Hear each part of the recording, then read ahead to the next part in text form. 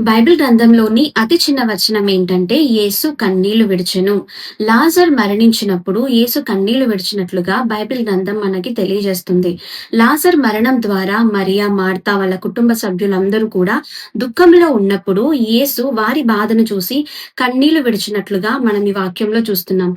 అయితే యేసయ్య కల్వరి శిలువలో శ్రమలను అనుభవిస్తున్నప్పుడు కన్నీళ్లు కార్చలేదండి. ఆయనని ఎంత గాయపరిచినా, ఎంత హింసించినా, ఎన్నిసార్లు కొరడా దెబ్బలతో ఆయన శరీరాన్ని గాయపరిచినా కూడా యేసయ్య కన్నీరు కార్చినట్లుగా మనం చూడట్లేదు. ఆయన కన్నీరు కారలేదు. తనకున్న బాధను బట్టి ఆయన కన్నీళ్లు విడిచినట్లుగా బైబిల్ గ్రంథం మనకు తెలియజేయట్లేదు. కానీ తన బిడ్డలు ఎప్పుడైతే బాధలో ఉన్నారో వాళ్ళ హృదయంలో ఉన్నటువంటి వేదనను చూసి యేసయ్య కన్నీరు కార్చినట్లుగా మనకు ఆ వాక్యం తెలియజేస్తుంది. మన జీవితంలో కూడా మనకున్న కష్టాలలో, నష్టాలలో ఎటువంటి కన్నీరు కార్చే సందర్భాలలో మనం ఉన్నప్పుడు మనం గుర్తుపెట్టుకోవాల్సిన విషయం ఏంటంటే, మన దేవుడు మన కన్నీటిని దాటి వెళ్ళే దేవుడు కాదు. కానీ మన కన్నీళ్లను తుడిచే దేవుడు. ఈ విషయాన్ని మర్చిపోకండి. ఆమేన్.